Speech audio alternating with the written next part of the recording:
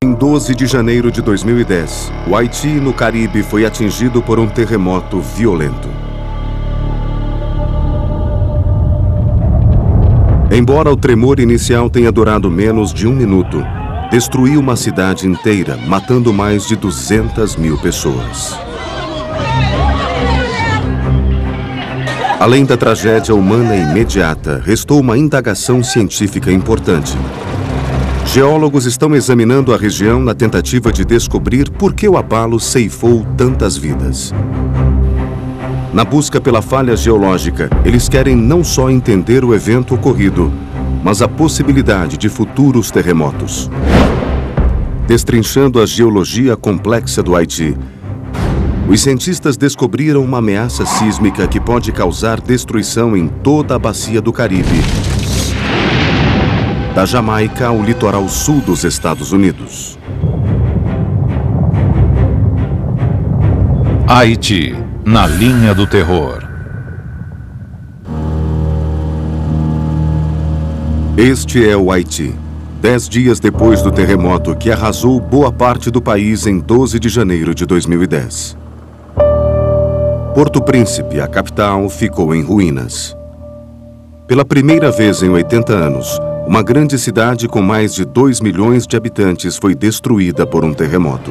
Foi a destruição de uma grande cidade. É a primeira vez, desde Tóquio, em 1923, que uma grande cidade é atingida assim por um terremoto. É simplesmente indescritível. Pela primeira vez, uma megalópole levou um golpe violento desse modo. Foi injusto com os haitianos. Para muitos geólogos, a tragédia não foi uma surpresa. Em 2008, o sismólogo Paul Mann alertou pelos jornais que um terremoto ameaçava a capital do Haiti. Quando soube do terremoto, eu me senti mal, porque eu sabia que este seria um terremoto tremendamente devastador para a cidade. Paul Mann agora integra uma equipe internacional de cientistas que está tentando entender o que aconteceu em 12 de janeiro. E que perigos ainda aguardam. Embora os geólogos já tivessem alertado para este evento, eles ainda têm pouca informação sobre o que aconteceu quando houve o terremoto. É preciso reunir rapidamente o máximo possível de informações em campo para poder avaliar o significado do evento e a ameaça de terremotos futuros. O professor Roger Billen foi o primeiro geólogo a chegar ao Haiti e testemunhar os efeitos destrutivos do terremoto. Parece um bombardeio, e de fato a energia liberada pelo terremoto foi de vários megatons, ou seja, foi como uma bomba de hidrogênio que caiu na cidade. Exceto que o perigo veio de baixo, o tremor veio de baixo, não foi uma explosão de cima. Nós podemos identificar os prédios onde ainda há mortos simplesmente pelo cheiro forte. E é um cheiro indescritível, um cheiro de morte. Quem sente esse cheiro, eu acho que não quer sentir novamente.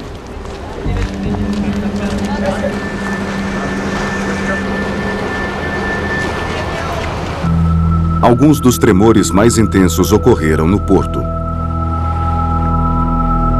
O cais desmoronou na água e o principal guindaste do porto está inoperável. Dá para ver que ele ficou totalmente inclinado. É evidente que as fundações se desfizeram e agora ele está apoiado num dos lados. Ficou completamente torto. O que estamos vendo aqui é uma série de rachaduras paralelas à beira d'água. O que aconteceu no terremoto foi que a terra se moveu para lá e para cá durante quase 1 minuto e o solo desmoronou no mar.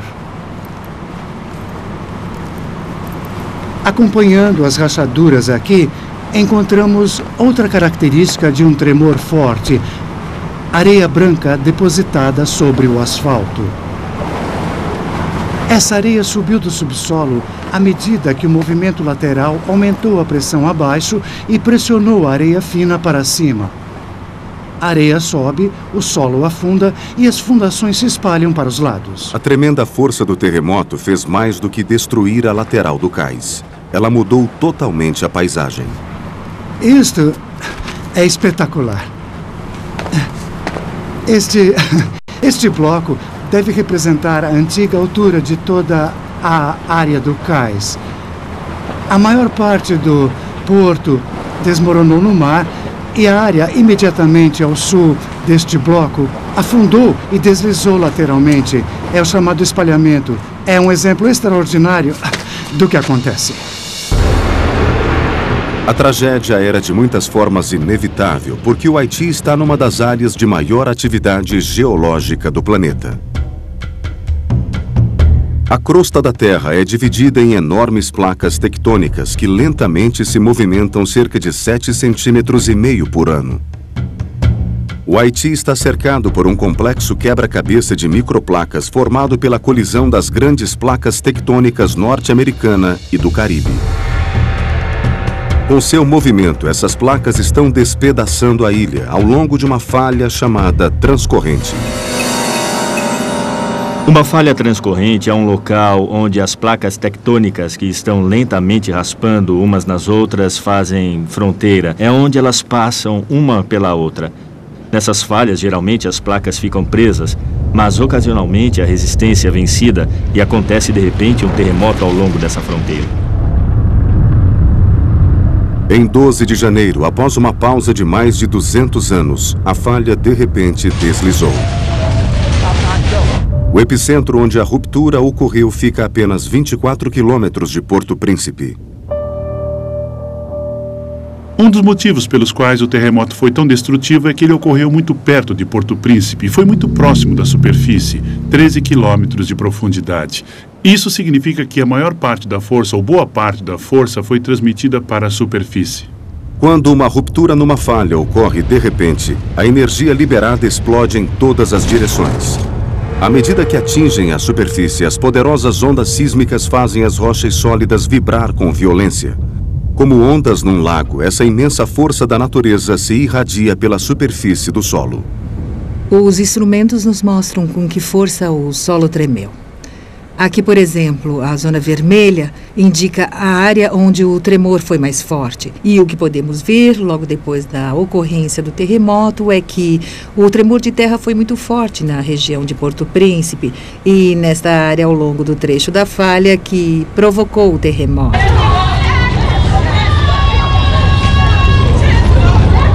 As consequências foram devastadoras. Este vídeo extraordinário foi feito enquanto a cidade de Porto Príncipe era arrasada, desaparecendo numa nuvem de poeira. Vai destruir tudo! A catástrofe tem uma semelhança notável com o terremoto que arrasou São Francisco em 1906.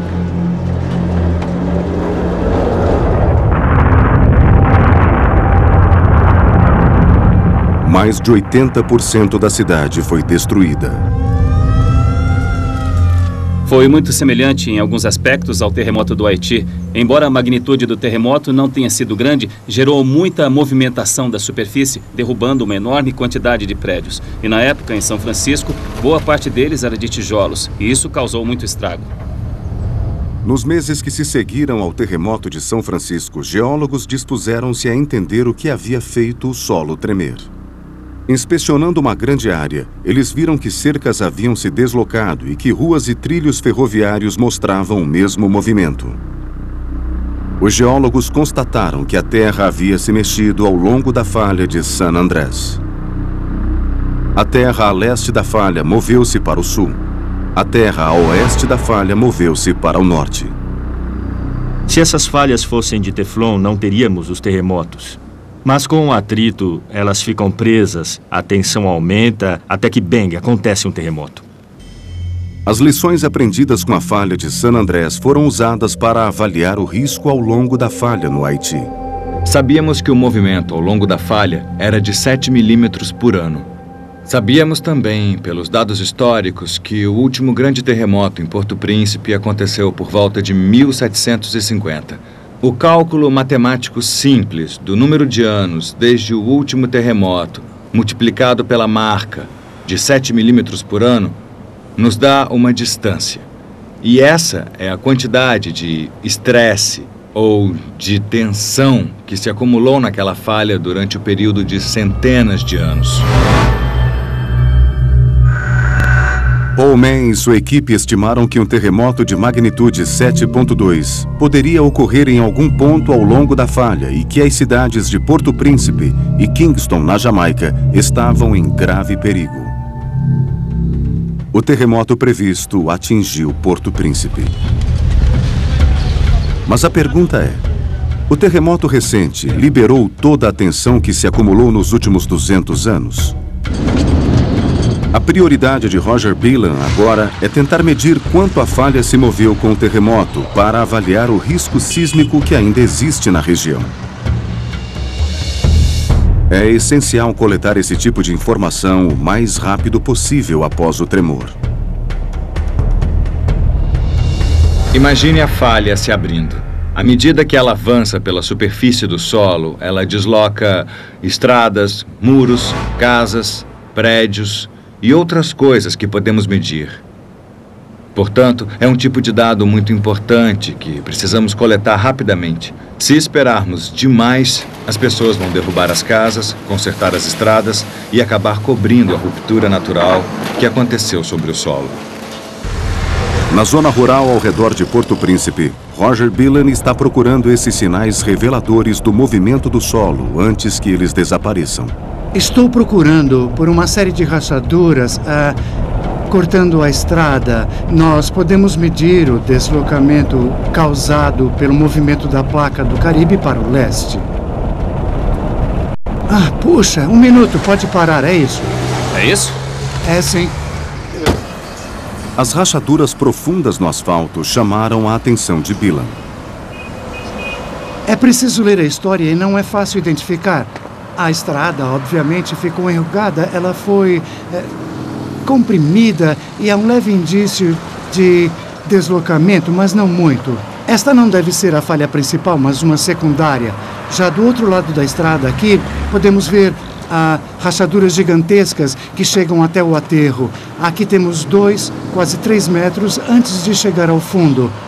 A profundidade aqui é em torno de 4 metros e com certeza chega ao solo sobre o qual foi colocado o aterro para a estrada. E mais para cá podemos ver que a estrada foi comprimida e inchou para cima. Temos um deslocamento de 5 centímetros aqui. Não acredito que esta seja a falha. Por mais impressionantes que sejam, essas rachaduras fundas não estão ligadas à falha geológica principal. 180 metros direto à frente. Deve ser por aqui. Sem desanimar, ele continua se aproximando da falha geológica que causou o terrível terremoto do Haiti. Este dragão de Komodo de 3 metros...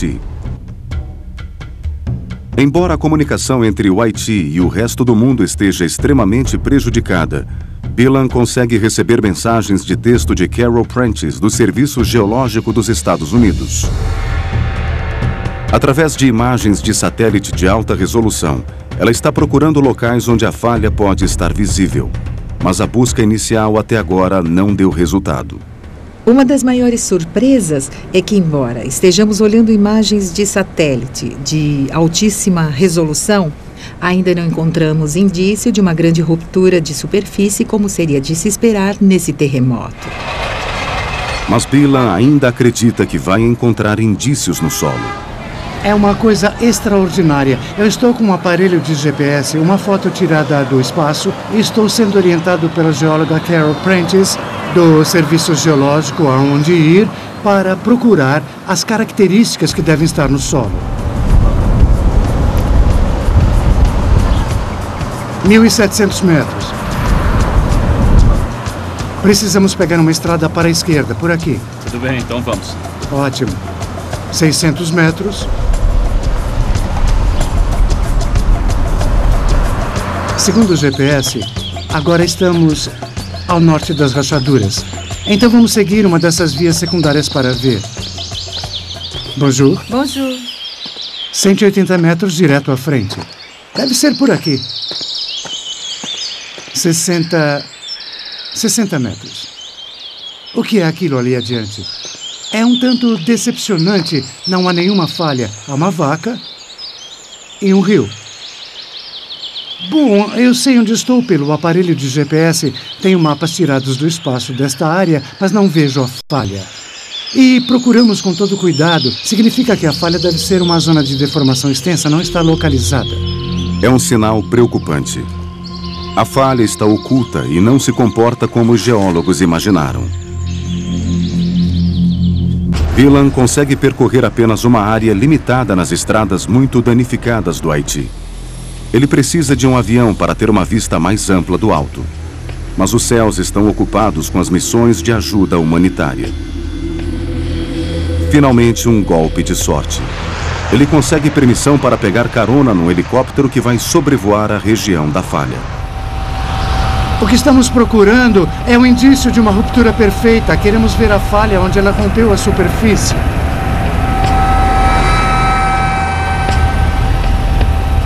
Estamos nos aproximando do vale onde o terremoto violento aconteceu.